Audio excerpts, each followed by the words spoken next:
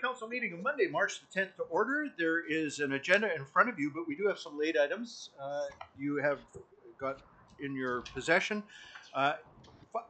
We will add item 5D. It's correspondence for action. It's a letter of support request from the Museum of Northern British Columbia for an application to the NDIT for a HVAC replacement system.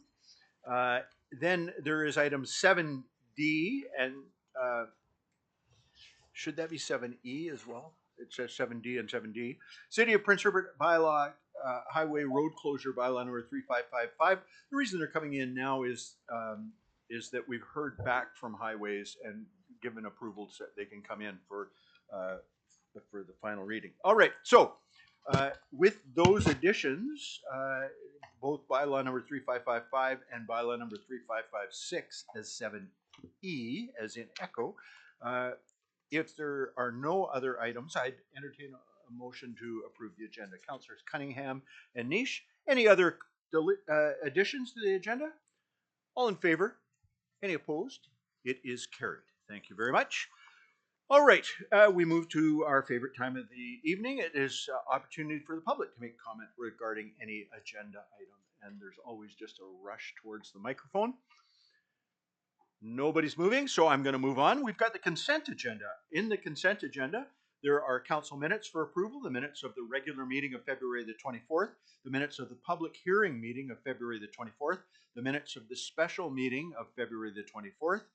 There are reports for receipt, a report from planning with regards to the February development activity report. There's two pieces of correspondence for receipt.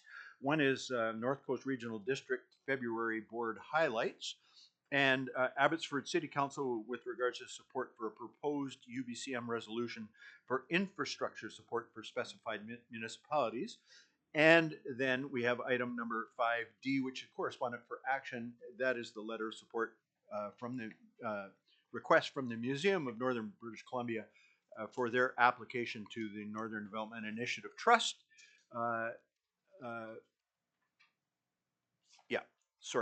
And so I would entertain a motion to, thank you very much. This is the Unemployment Action Center, isn't it? I got it backwards. Thank you very much.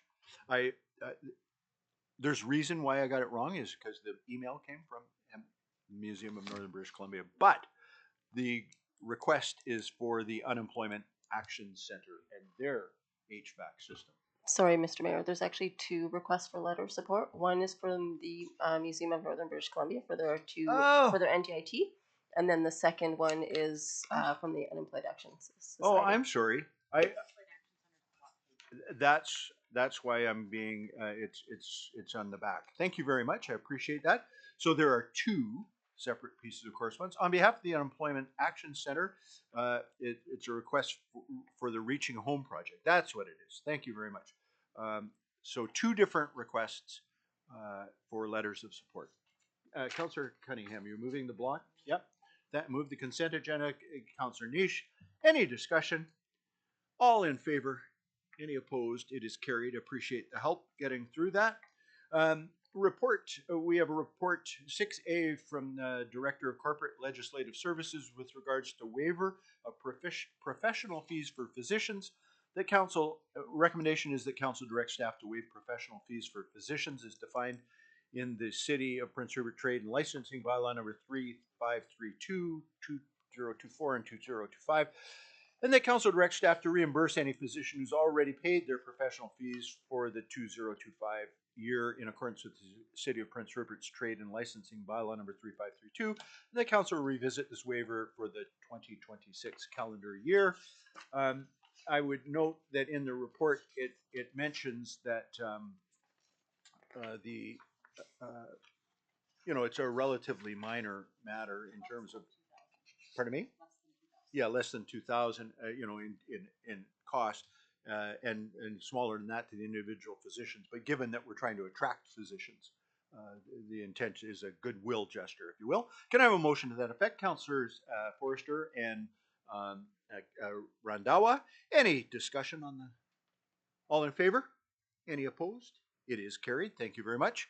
We have a report from the Director of Corporate and Legislative Services with regards to the ticket information bylaw amendments. Recommendation that council consider the amendments to the ticket information bylaw for the inclusion of both the good neighbor bylaw and the waste management bylaw. Can I have a motion to that effect? Councillor Adie, Councillor Niche, any discussion? We will be considering the bylaw in a moment. Councillor Cunningham. Just one thing on that.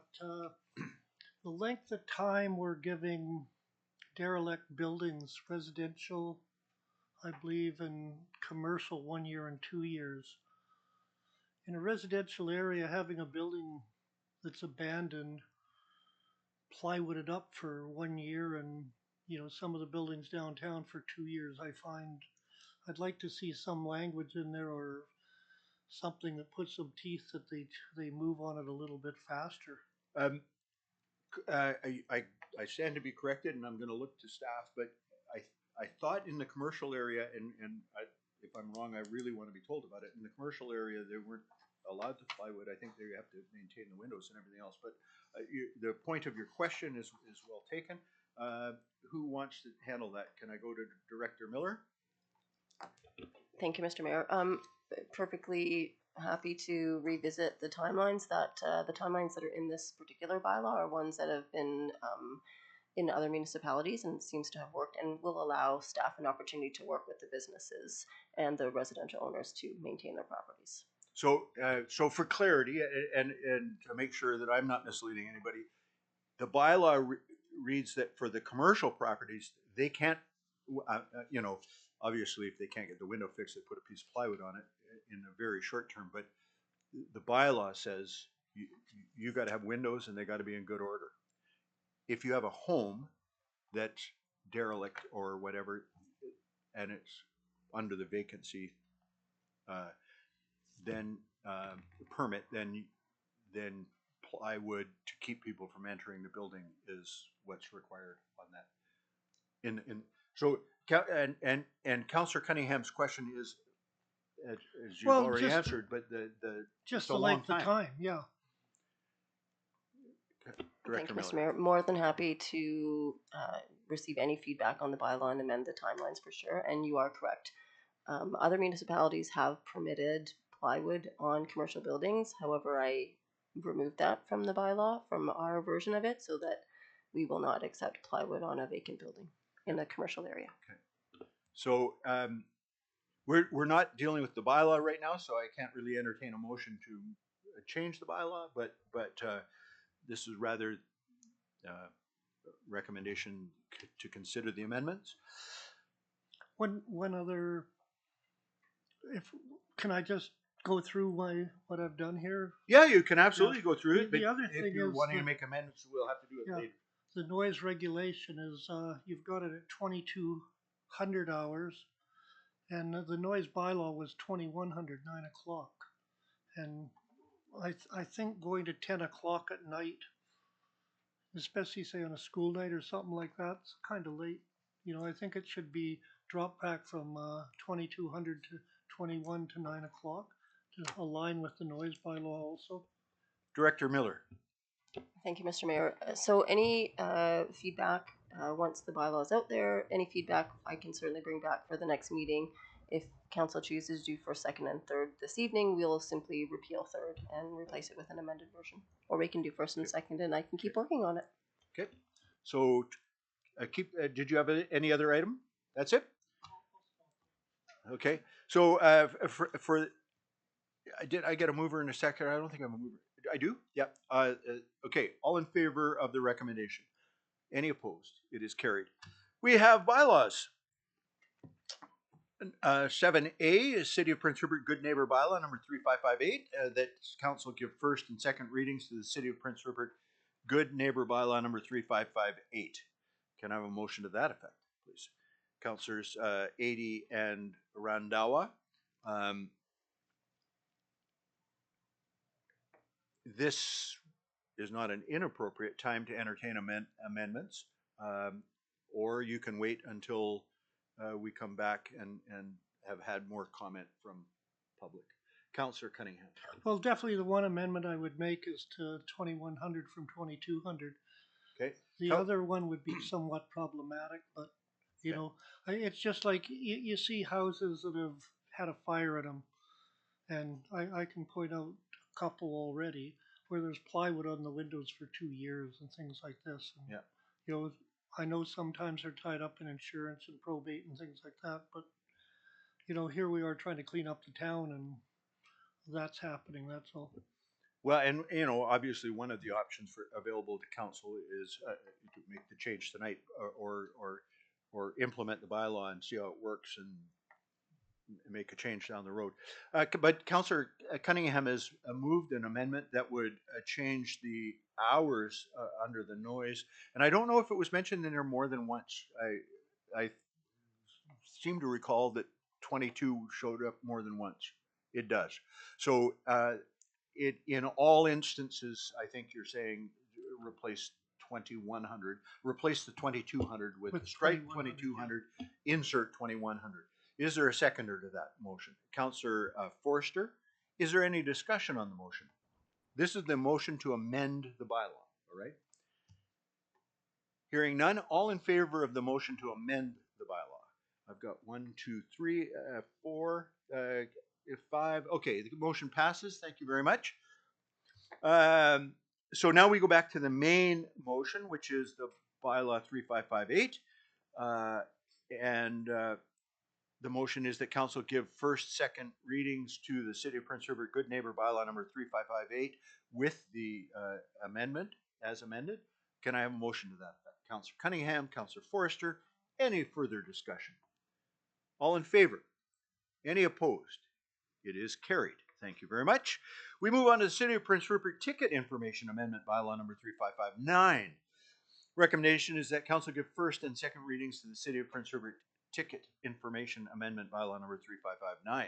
Can I have a motion to that effect, please? Councillor Cunningham, Councillor Forster, any discussion? All in favor? Any opposed? Carried.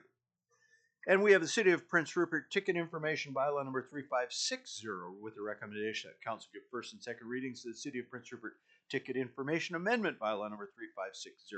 Motion, please, to that effect. Councillors Adey and Forster. Any discussion? All in favor? Any opposed? It's carried.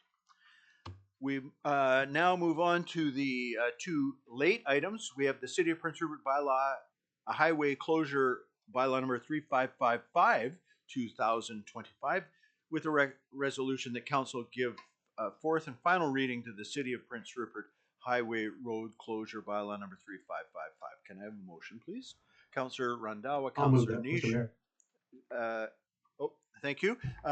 If there, just for the folks that are at home and those that haven't had access to it, this bylaw, the one that follows, are road closure bylaws of roads that aren't actually in use as roads. They're areas of land dedicated to road that are part of the parcel of land that's necessary for the school district in order to assemble, in order to build the new Prince Rupert Middle School. And so these are, and when we do these things, we can take it through to the third reading, and then it has to go to the Department of Highways. Department of Highways reviews it, and the ministry comes back to us and almost always approves it, but they approve it. But until we have their approval, we can't do the fourth and final reading, which is what we're doing tonight. All right, all in favor? Any opposed? It is carried. And we have item number 7E. It is the City of Prince Rupert bylaw number, road closure bylaw number 3556, 2025.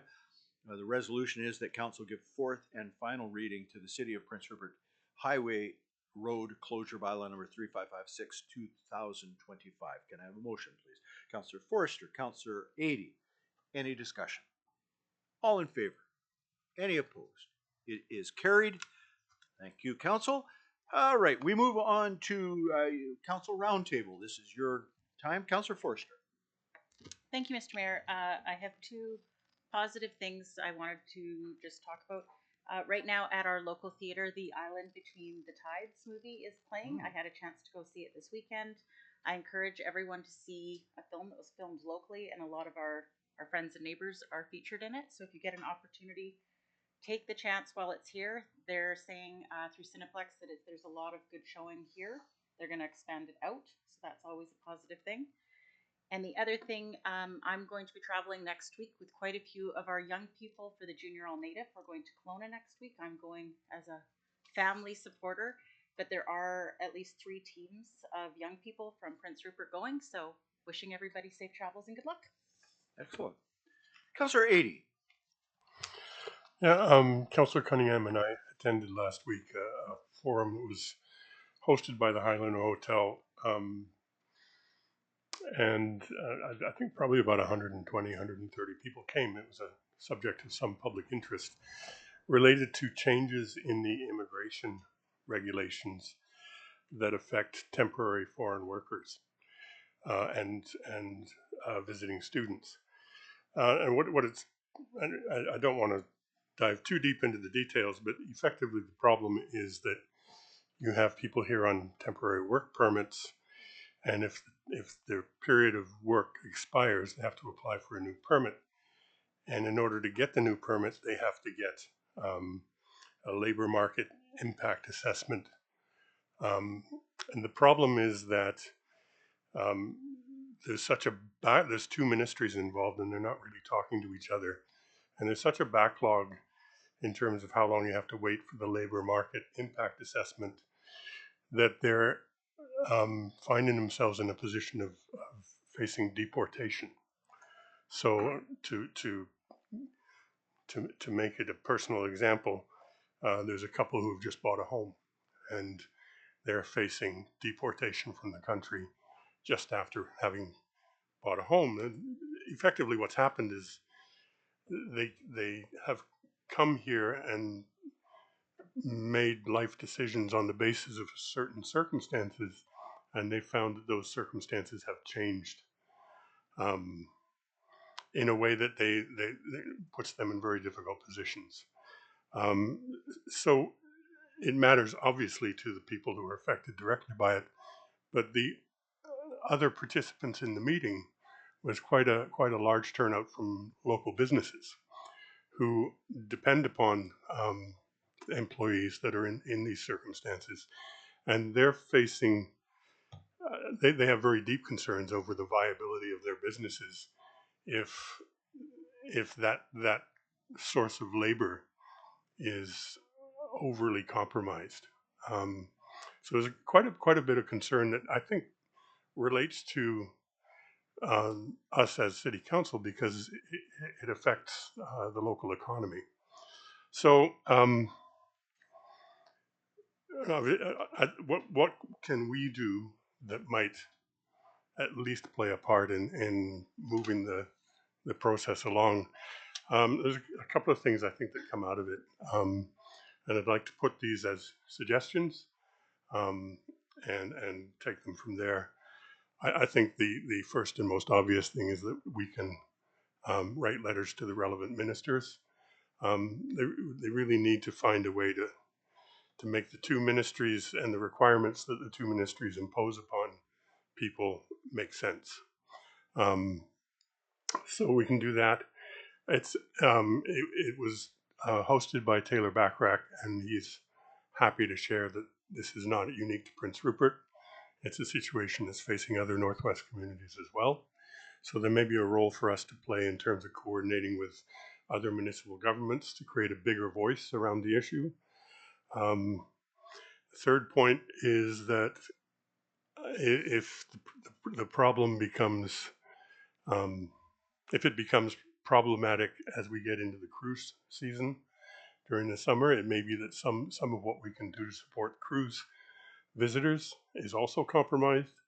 So it makes me wonder whether we can't have a discussion with the port to see that they understand the issue and see if there's a role for them to play.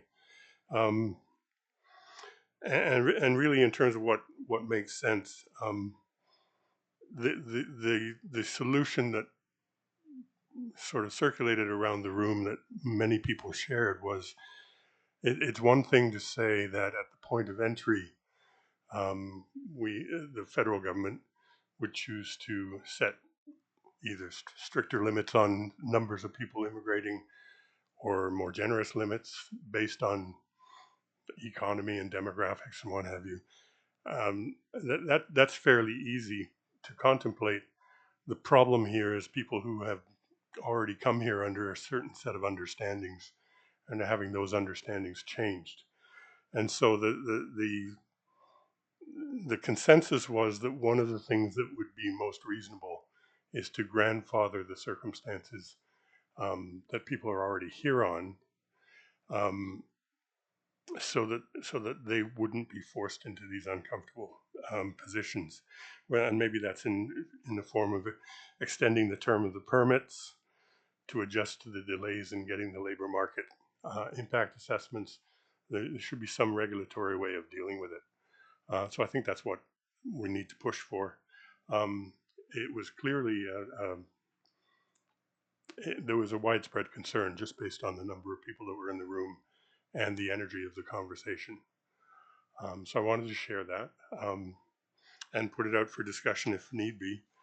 I did have one other item, but I'll see if anybody wants to comment on that first. Right. Councillor Cunningham. On that note, the grandfathering thing, England has had the same problem in multitudes higher than ours, and they did do that. They stopped all immigration, but they grandfathered everyone that was already in the country. Yeah. And it's proven to be very successful. So it's a model that's not new or anything, but it's a model that possibly our immigration could follow. The other note is getting local businesses and even the Labor Council possibly to write letters to the immigration minister, and that, unfortunately we're going to probably be in an election here, but still, Yeah. I think it's something we should, as a city, try and help, because like the manager of Safeway was there, and 70% of his employees Yeah.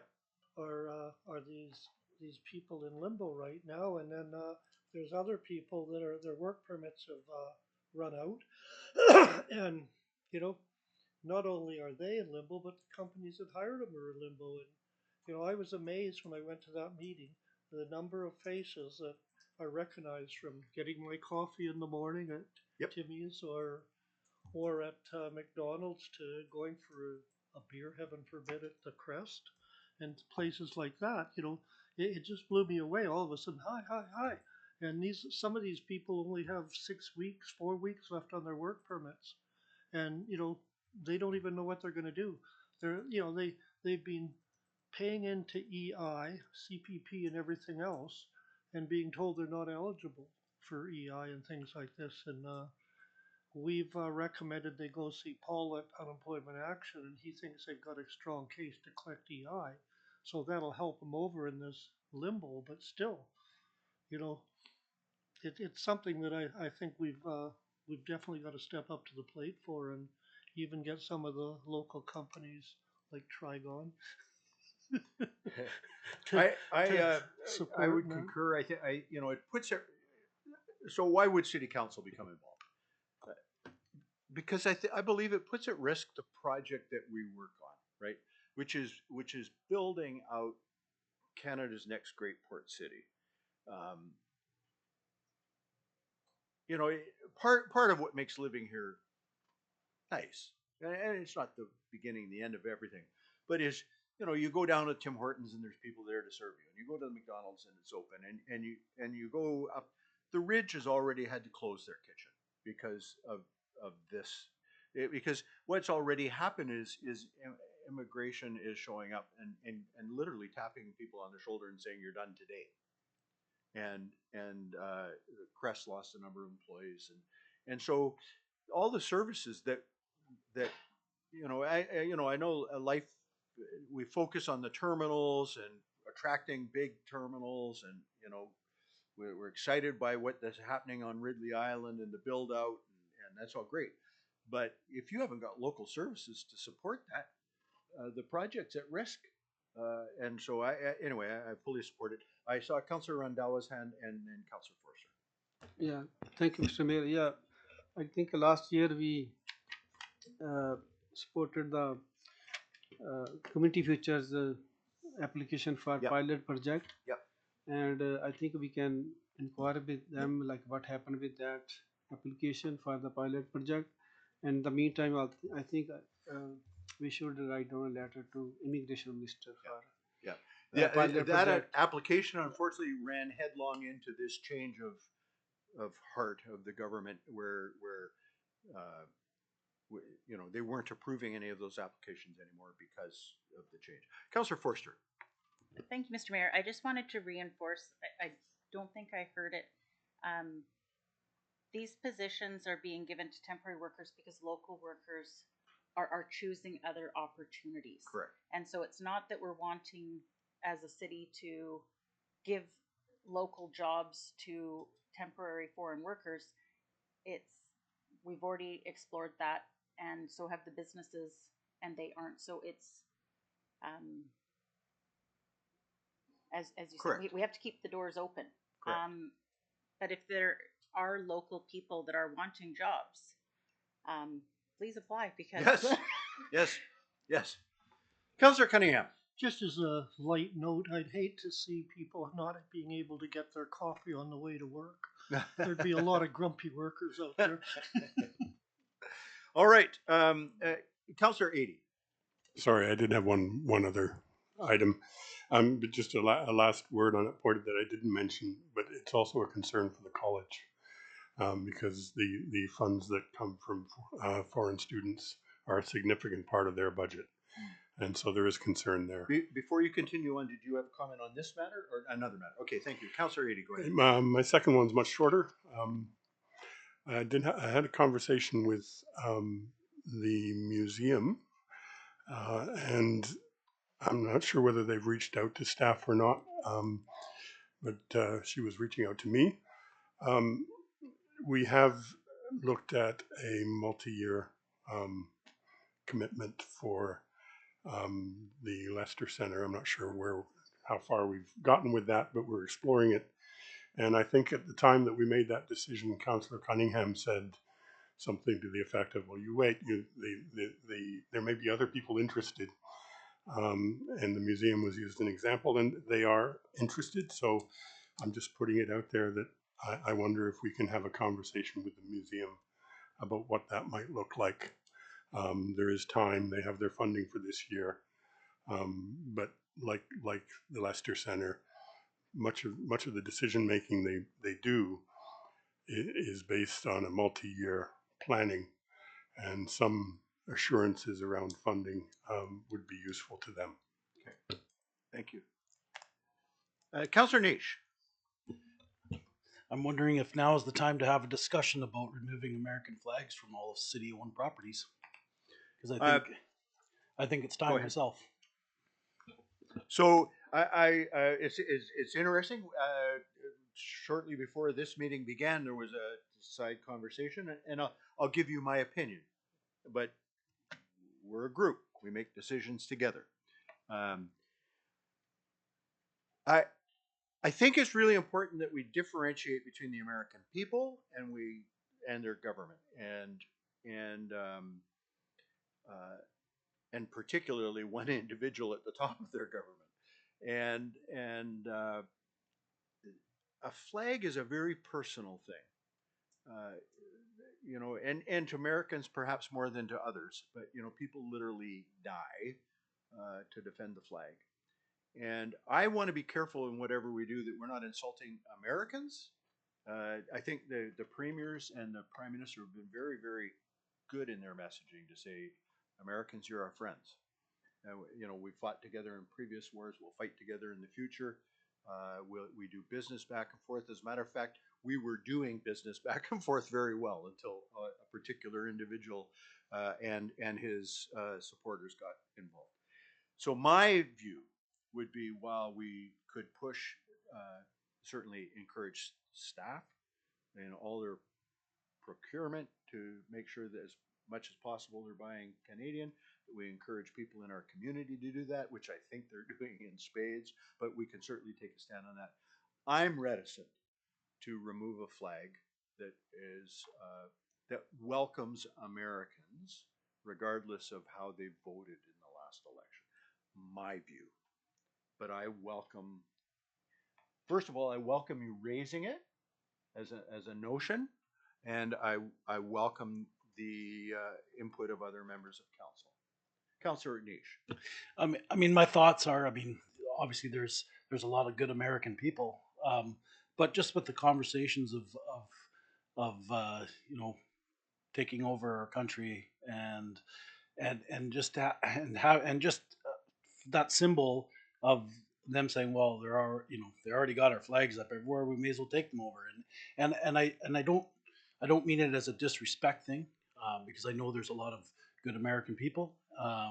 You know, I mean, this town has ties very closely to Americans through Alaska, but I think that it is a point just to show that, you know, if this is how your government is going to, you know, look at us as a country and I mean, as much as I'm not a huge Trudeau fan, I think it's very disrespectful as to what he's done by calling, you know, our prime minister a governor and calling us a state.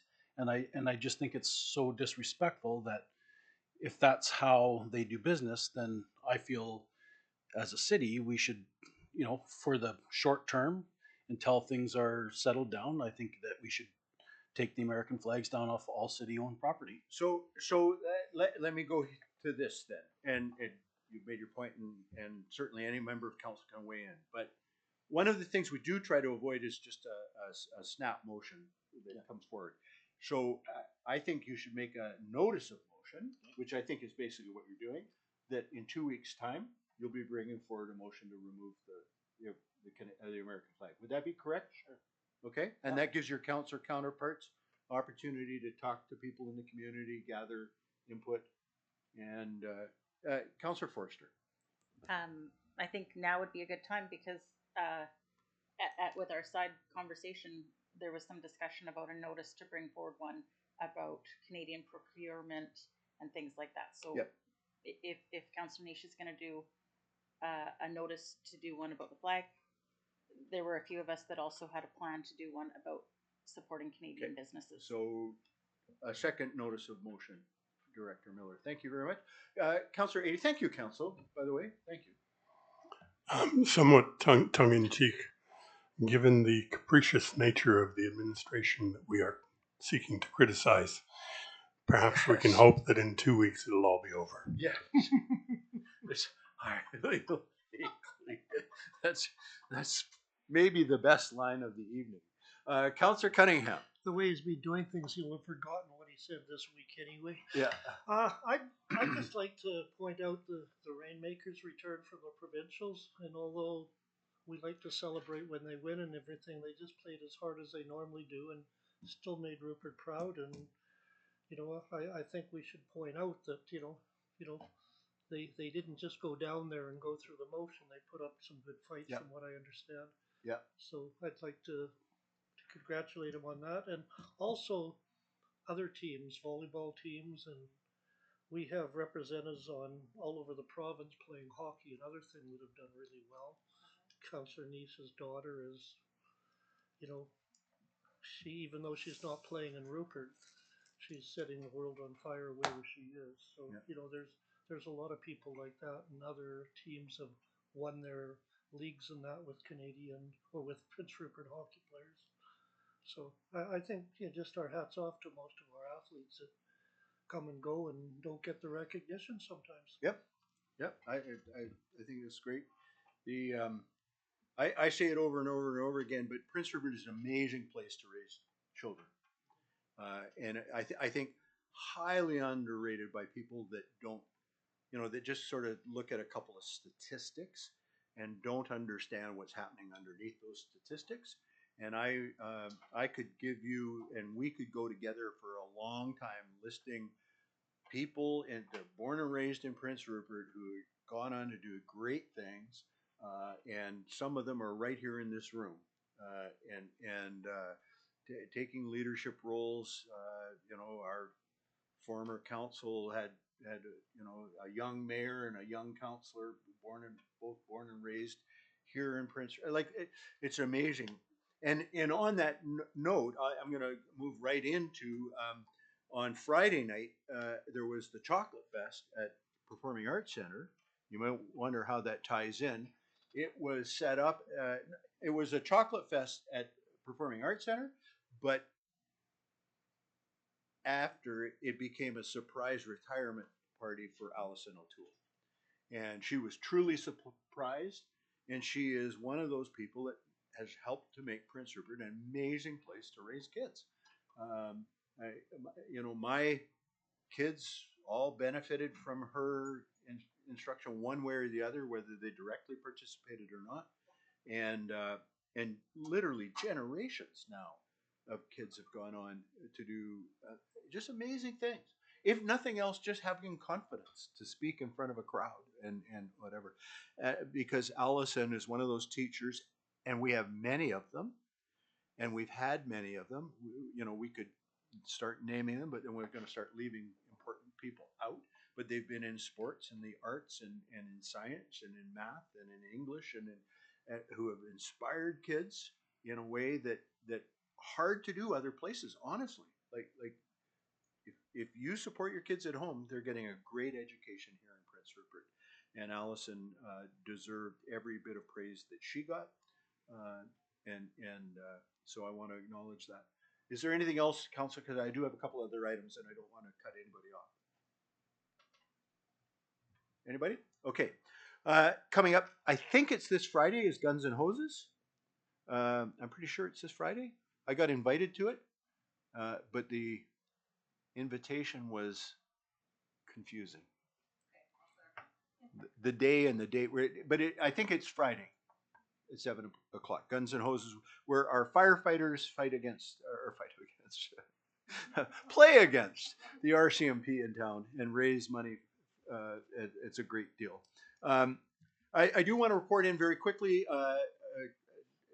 DCM Pucci, myself, and City Manager Dr. Buchan did spend some time in Victoria this week with several meetings, and obviously we try to protect some of the more confidential parts of those discussions, but I want people to know that we were joined by Rob Ashton, from the president of the ILWU Canada, who also, along with our MLA Tamara Davidson, who is also the Minister of Environment, met with the Premier to talk very specifically about the port tax cap.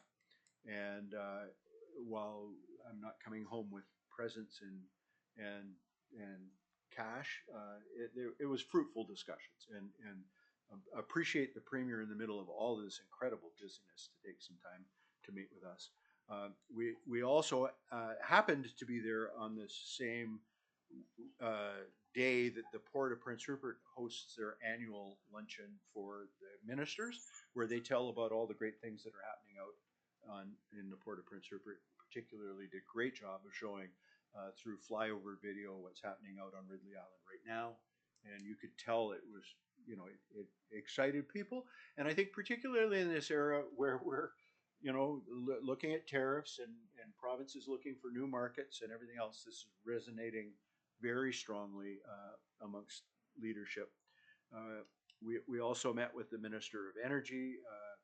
We have a very direct interest as the City of Prince Rupert, but also as, when I say that, I mean the corporation, the City of Prince Rupert, because we own industrial land, of course, on Watson Island that needs more power to make things happen. And so speaking to the Minister of Energy is really critical. And we spoke to him specifically about extending that Northwest Transmission line beyond Terrace and all the way out to Rupert. But it's not just the City of Prince Rupert's project that need it. There are port projects that need it. There's yet to be developed projects that are going to need that power. And so it was important to make sure that the minister understood, if we're going to be able to diversify markets and help the province with overcoming the tariffs, some power coming down that highway would be really helpful. We also met with Minister Anderson, who is Minister of Local Government and Rural Communities, and just updated her on all that's going on in Prince Rupert. And there were lots of very, very good questions said to me. That minister is interested in what's happening and and she has a direct ear back to the premier. Finally, a rise and report item that relates to the Minister of Energy, and that is, and the discussion that we had around here, around this table, is that in a previous meeting, council discussed and directed staff to pursue exploring all forms of low carbon energy that might be generated here on the North Coast. And while we certainly hope that the transmission line is extended, we also think there are opportunities here for a low carbon future for energy generation in the area. And so staff have been directed to pursue that. And with that, council, if there's nothing else for the good of council, I'd entertain a motion to adjourn. Councilors Randawa and Ady, all in favor? Any opposed? It is carried. Meeting is adjourned.